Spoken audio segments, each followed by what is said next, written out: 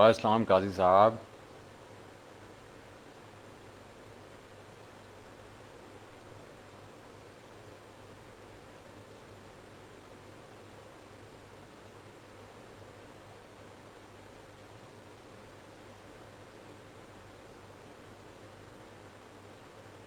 आप लोग भी कहते होंगे कि रोज़ रोज़ का मजाक ही शुरू हो गया ये लाइव वाला, लेकिन वो मसला ये है कि कुछ लोग सवाल ऐसा कर देते हैं कि वो मैं सोचता हूँ कि बजाय इसके कि इनको जवाब गलादा में दूँ, तो मैं उसको एड्रेस ही कर लूँ, और कोई अगर ऐसी चीज़ हो तो उसको जो है लाइव ही कर लें छोटे से, उसमें जो दिखाने वाली हो।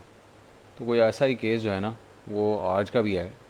अभी मेरे से किसी ने क्वेश्चन किया था कि जी पीपीसी की प्लेसमेंट का डाटा जो है वो किस तरह स्टडी किया जाता है, तो मैंने कहा हम इसको कवर ही कर लें। वालेकुम सलाम सबको। तो मैंने कहा इसको ज़रा मैं स्क्रीन के ऊपर ही शो कर दूँ ताकि सारों का भला हो जाएगा। तो मेरे ख्याल में देख लें जल्दी से, ताकि ये देखें जी आपके पीपीसी का जो कंसोल होता है, एडवर्टाइजिंग कंसोल, जब आप सेलर सेंट्रल से आते हैं तो आप जब पेज पे आते हैं तो आपके सामने इस तरह का डाटा सामने आ जाता है, जो इस वक्त आपकी स्क्रीन के ऊपर होपफुली नज़र आ रहा होगा। तो अब लोगों का क्वेश्चन ये होता है कि जी प्लेसमेंट जो है, जब हम आप कहते हैं जी प्लेसमेंट का पता होना चाहिए, प्लेसमेंट की कहानी की सारी समझ होनी चाहिए, तो कैसे करें? तो आपको ना उस प्लेसमेंट का डाटा स्टडी करने के लिए क्या करना चाहिए कि ये यहाँ ना पोर्टफोलियो, जो सबसे पहला काम आपने करना है, ये पोर्टफोलियोज़ होते हैं आपके यहाँ पे, आप अपनी जो कैंपेन्स बनाते हैं उनको पोर्टफोलियो असाइन कर दें। जैसे ये नीचे आपको नज़र आ रही है क्रिएट क्रिएट पोर्टफोलियो, यहाँ जब आप क्लिक करेंगे तो आप यहाँ पे पोर्टफोलियो का नाम दे सकते हैं। फ़र्ज़ करें मैंने नाम दे दिया इसको पोर्टफोलियो वन का, और उसके बाद वो कहता है जी आपने जो इसके अंदर ऐड करनी है कैंपेन्स, वो ऐड कर लें आप। तो आप इसके अंदर ना वो ग्रुप कर सकते हैं उन कैंपेन्स को जो आप अलग-अलग स्टडी करना चाहें। वो आप प्रोडक्ट वाइज कर लें, या ऑटो एक तरफ कर लें, या मैनुअल एक तरफ कर लें, मैनुअल एग्जैक्ट एक तरफ कर लें, या जिस तरह भी आपका हो। तो ये यहाँ से जो है ना, ये ऐड कैंपेन्स का अगर आप बटन दबाएंगे तो कैंपेन्स खुल जाएंगी और वो कैंपेन्स आप इसमें ऐड कर सकेंगे। तो मैं अभी ये तो आप खुद ही कर लेंगे जब आपको, नहीं इसमें कोई रॉकेट साइंस नहीं है, सिर्फ टिक करना होता है, सेलेक्ट करके इसमें ऐड हो जाती हैं। तो हम चलते ही हैं कि हम इसको देखते हैं कि इस डाटा को स्टडी कैसे किया जाता है, कि जब ये ग्रुप्स में आ जाएँ कैंपेन्स आपके, तो उसको स्टडी करने का क्या तरीका है।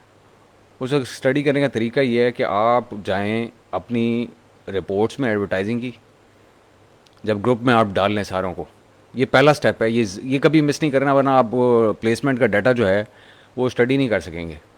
तो आप यहाँ कहते हैं जी क्रिएट रिपोर्ट, और क्रिएट रिपोर्ट में आप स्पॉन्सर्ड प्रोडक्ट का अगर डाटा स्टडी कर रहे हैं तो ये सर्च टर्म की बजाय आप यहाँ पे प्लेसमेंट को सिलेक्ट कर लें, और समरी की बजाय डेली करें, और कम से कम 65 डेज़ का डाटा जो है ना वो आप कलेक्ट कर लें कि 65, ये आपको रेंज यहाँ पे एक्टिव नज़र आएगी जितना आप कर सकते होंगे, और जितना आप नहीं कर सकते होंगे वो भी आपको बताएगा। ये देखें ये सब ख़त्म होगा, ये 25 से आप यहाँ स्टार्ट कर सकते हैं, क्योंकि ये पीछे डिम हुई हुई है सारी, तो ये आप नहीं कर सकते। तो आप ये जितनी डेट, जो लास्ट डेट हो ना, वहाँ से सिलेक्ट करके, आज है फ़र्ज़ कर लेते हैं 24, तो ये 24 तक आप सिलेक्ट कर लें और इसको सेव करा लें, तो अब ये रेंज आपकी सिलेक्ट होगी जो मैक्सिमम रेंज सेलेक्ट हो सकती है। और फिर इसको यहाँ पे रन रिपोर्ट दबाएं और आपके पास एक रिपोर्ट डाउनलोड हो जाएगी, जो कि कुछ इस फॉर्मेट में होगी। ये फॉर्मेट आपके सामने आ गया, ये एक रिपोर्ट बनी हुई है आपके पास, डाउनलोड होकर आ जाएगी। आप उसको डाउनलोड जब करेंगे तो मेरे ख़्याल में थोड़ा इसको मैं बड़ा कर लूँ ताकि आप लोगों को समझ आए और मैं बता सकूँ कि प्लेसमेंट के लिए आप स्टडी करने के लिए डाटा को, पीपीसी कैंपेन्स को किस तरह यूज़ करते हैं। अब आपके पास ये आगे जी इसमें देख रहे हैं आप, वो ग्रुप वन जो हमने वहाँ देखा था, ग्रुप टू, वो सारे हमारे पास यहाँ पे ग्रुप्स आ रहे हैं। ठीक है, 65 डेज़ का डाटा आपके पास आ गया। अब आपने करना ये है कि आप होम पे जाएं और यहाँ पे सॉरी इंसर्ट पे जाएं, और पाइवट टेबल जो है, या पीवट टेबल जो भी आप कहते हैं उसको, वो इसको इंसर्ट करा लें यहाँ पे। जब ये इंसर्ट हो गया तो अब ये बड़ा काम बड़ा सादा सा और सिंपल सा है। ये 4-5 सिलेक्शंस हैं जो आपको थोड़ी समझनी पड़ेंगी। एक बार देख लेंगे ये वीडियो, अगर आप भूल भी जाएंगे तो ये वीडियो दोबारा देख लीजिएगा, तो आपको जो है ना ये पाइवट टेबल कैसे बनाना है ये आपको पता लग जाएगा बाद में भी, अगर आपको कभी रेफरेंस की ज़रूरत पड़ेगी। एक आप इसमें पोर्टफोलियो का नाम सेलेक्ट कर लें, एक इसमें आप ये सिलेक्ट करें कि आपने क्योंकि प्लेसमेंट का डाटा स्टडी करना है तो प्लेसमेंट को सिलेक्ट कर लें। आपको इम्प्रेशंस भी स्टडी करने होंगे, आपको क्लिक्स भी स्टडी करनी होंगी, आपको टोटल स्पेंड का भी पता होना चाहिए कितना स्पेंड हो गया, और आपको जो ये 7 डेज़ टोटल यहाँ सेल्स लिखी हुई आ रही हैं, लेकिन हैं ये 65 डेज़ की जब आपने रिपोर्ट की होंगी। भाई ये टाइटल इसका ऐसा होता है, ये ग्लिच है अमेज़ॉन की रिपोर्ट्स के अंदर एक, तो आप ये 7 डेज़ का वो कर लें। अब आपके सामने ना ये कोई डाटा आ गया जो कि कंसोलिडेटेड फॉर्म में है कि टॉप ऑफ सर्च के ऊपर 2500 कुछ इंप्रेशन पड़े, उसमें 116 क्लिक्स हुई, 94 डॉलर का स्पेंड हुआ और इतने की सेल हो गई। ये अब आपके सामने चीज़ें नज़र आ रही हैं। अब ये स्पेंड और इसको आप कर लें डॉलर्स में कन्वर्ट, ताकि आपको पता हो कि ये डॉलर फील्ड्स हैं। अच्छा, अब लेकिन इसमें जो है ना पूरा आपको पूरी पिक्चर फिर भी नज़र नहीं आ रही। अब आपको ना एक कॉज इसके अंदर नज़र आ रही है और ना ही आपको CPC नज़र आ रहा है, यानी कि कॉस्ट पर क्लिक। आप करने को तो यहाँ से भी एक और सेलेक्ट कर सकते हैं और यहाँ से भी CPC सेलेक्ट कर सकते हैं, लेकिन ये ना इनके रिज़ल्ट्स ठीक नहीं होते।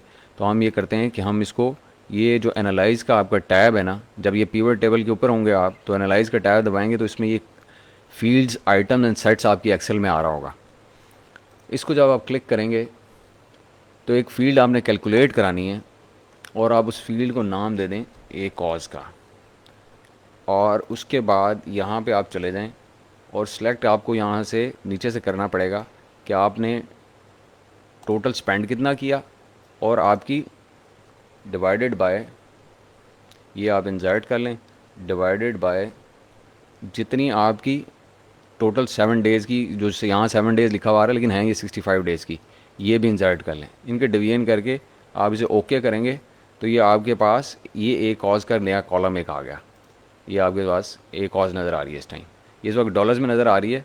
आप इसको परसेंटेज में कन्वर्ट कर लें ताकि आपको पता हो कि ये ए कॉज परसेंटेज में होती है।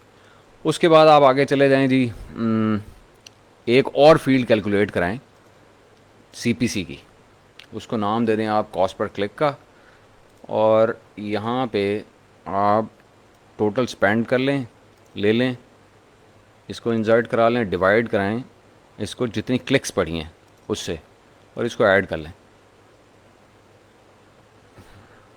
ठीक है जी, ये अब आपके पास CPC भी आ गया, इसको भी आप डॉलर्स में कन्वर्ट कर लें। ठीक है जी, अब ये आपके पास ना पूरी पिक्चर आ रही है, बेसिकली ये सिलेक्शन आ रही है जो जो आपने की हुई है, अगर आपको रेफरेंस की ज़रूरत पड़ती है तो, और कभी दोबारा अपनी कैंपेन्स को स्टडी करने के लिए। इसमें क्या होता है कि अब उसने ना ग्रुप 1 में जो कि भी कैंपेन्स थी, वो फ़र्ज़ करें अगर आपने ऑटो रखी हुई हैं तो वो सारी ऑटो जो भी है वो आपने अलग-अलग ऑटो लगाई होती हैं कि सब्स्टिट्यूट की अलग लगी होती है, कम्प्लीमेंट्री की अलग लगी होती है, लूज़ मैच की अलग लगी होती है, और क्लोज मैच की अलग लगी होती है।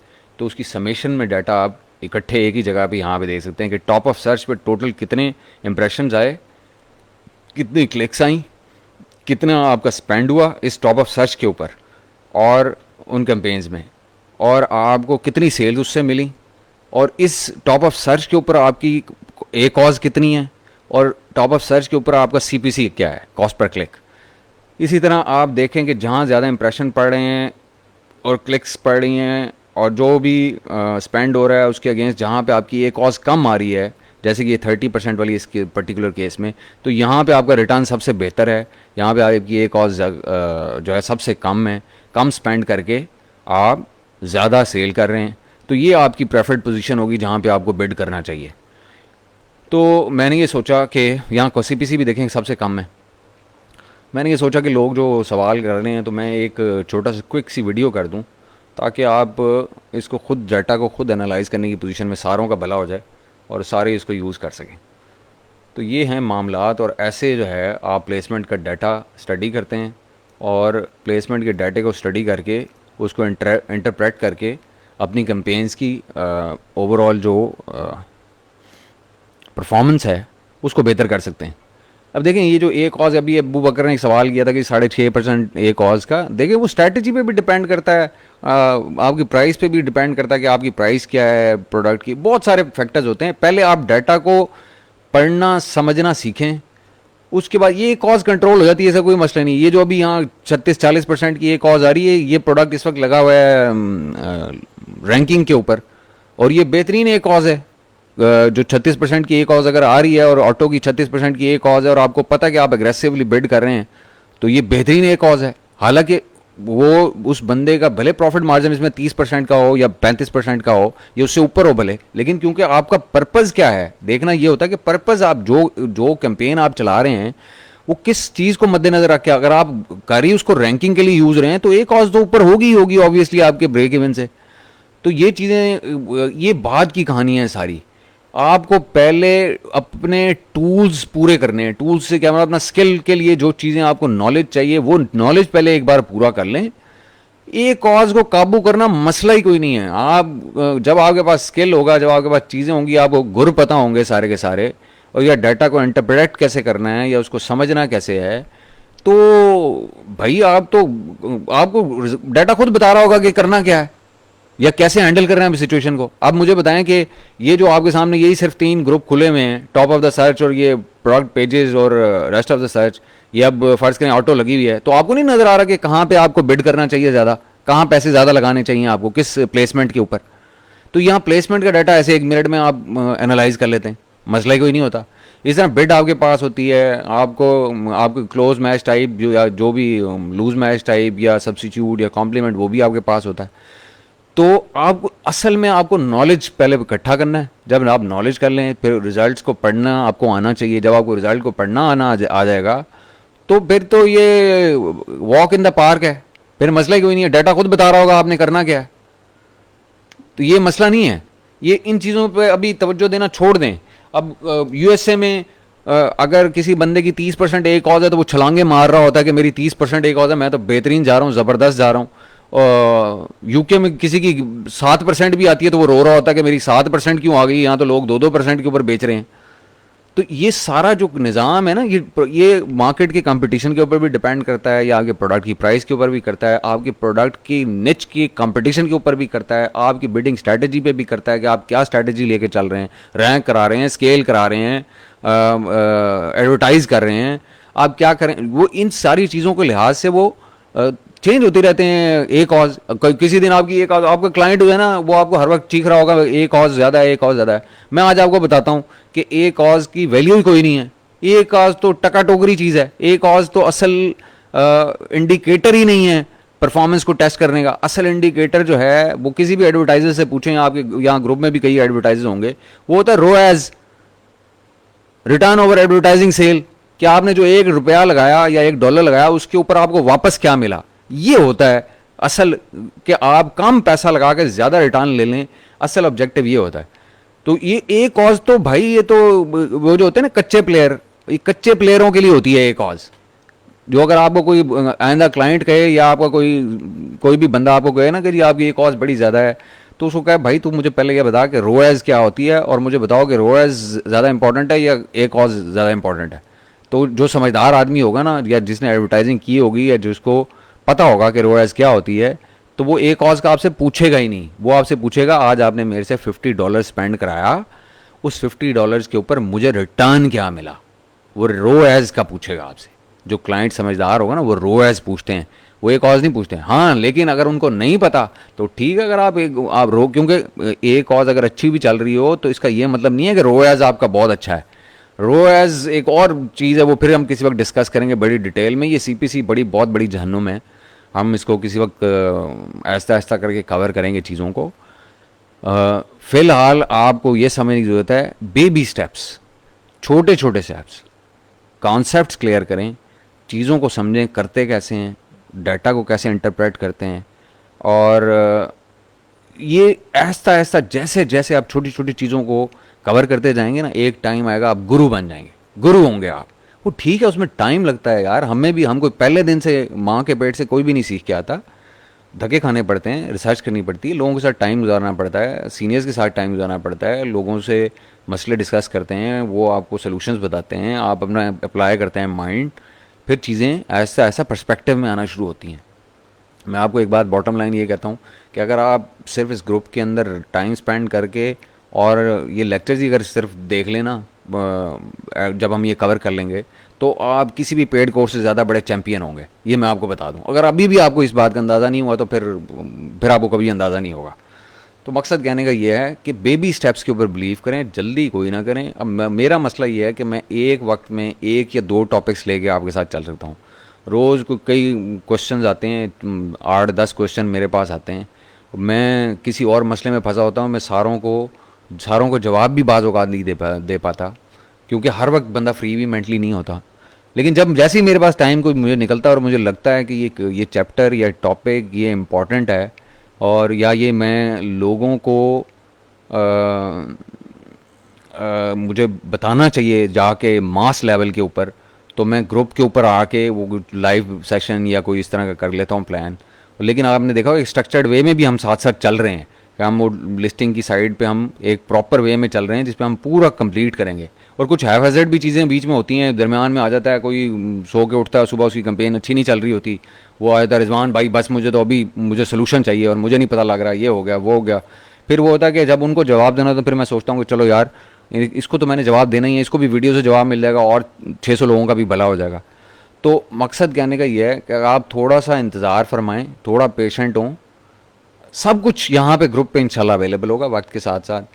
और आप बेबी स्टेप्स पे बिलीव करें, जल्दी ना करें। कोई भी बंदा जो है ना ओवरनाइट नहीं चैंपियन बन सकता भाई अमेज़ॉन सेलिंग का, थोड़ा टाइम लगता है। तो इस चीज़ को अंडरस्टैंड करें, मेरा भी थोड़ा ख्याल करें। मैं जितना मेरा कोशिश होती है कि जितने चैप्टर्स मैं कर सकूं एड्रेस एक दिन में, या जितने क्वेश्चंस वो मैं कोशिश करता हूँ। पिछले 1-2 दिन से काम का बर्डन भी थोड़ा हम पे ज़्यादा है, क्योंकि मामलात आपके सामने ही हैं, जिस तरह से सेलिंग का सीन चेंज हो रहा है, सर्च वॉल्यूम बड़ी अब्रप्टली चेंज हो रहे हैं, और लोगों के और मसाइल भी आ रहे हैं। ऐसा ऐसा लगे रहेंगे हमें क्या है, 2 महीने लग जाएंगे, 3 महीने लग जाएंगे, 4 महीने लग जाएंगे, लेकिन at the end of the day हम वो चीज़ें कवर कर लेंगे जो आपने तसव्वुर भी नहीं किया होगा किसी ग्रुप के ऊपर देखना भी। तो या तो आप सब्र कर लें, या फिर आप जाएं पेड कोर्स ले लें भाई, फिर यही मैं कह सकता हूँ। आप वहाँ का शौक भी पूरा कर लें, तो या फिर हमारे साथ चलें, सुकून सुकून आहिस्ता आहिस्ता चलते हैं, और 2-4 महीने में इंशाल्लाह by the end of the year यहाँ से ये जो 200-300 लोग या 100 लोग जो कोई रिलीजियसली फॉलो कर रहे हैं चीज़ों को, वो चैंपियन बन के निकलेंगे। हमें इतना ही चाहिए, मैंने उस दिन आपको कहा था हमें 1800 लोग नहीं चैंपियन चाहिए, हमें तो 180 भी बहुत हैं। अगर 180 भी हमें चैंपियन मिल रहे हैं ना 6 महीने के बाद ग्रुप के अंदर से, तो हम उसी पर राज़ी हैं, क्योंकि वो 180-1800 खुद ही पैदा कर लेंगे। तो ये मामलात हैं। तो ये था जी आज छोटा सा क्विक सेशन था, फिर अब मैंने कहा दिल की भड़ास भी साथ ही निकाल लें। ठीक है जी, तो कोई क्वेश्चन अगर आप लोगों के माइंड में है अभी तो वो पूछ लें। बहरहाल ऐसा ऐसा स्लो बी एश्योर्ड कि हम स्लोली बट स्टेडीली जा रहे हैं अपनी उसकी तरफ। यार ये टैब्स मुझे लगता है बंद ही कराना पड़ेंगे मुझे, कि जो सारी दुनिया मुझे यही टैब्स टैब्स टैब्स ही कहती रहती है। हर लेक्चर में ये सवाल ज़रूर होता है कि टैब्स क्यों खुले हुए हैं। ओ भाई छोड़ दो यार, टैब्स अगर खुले भी हुए मुझे भी पढ़ने दो, कोई सीखने दो यार। मैं अगर किसी से सीख ही रहा हूँ, किसी अच्छे समझदार आदमी से। ठीक है जी, तो ये मामलात हैं, ऐसा ऐसा लगे रहते हैं, और इंशाल्लाह ताला 2-4-6 महीने में हम कहीं पहुंच ही जाएंगे। ठीक है, thank you very much everybody.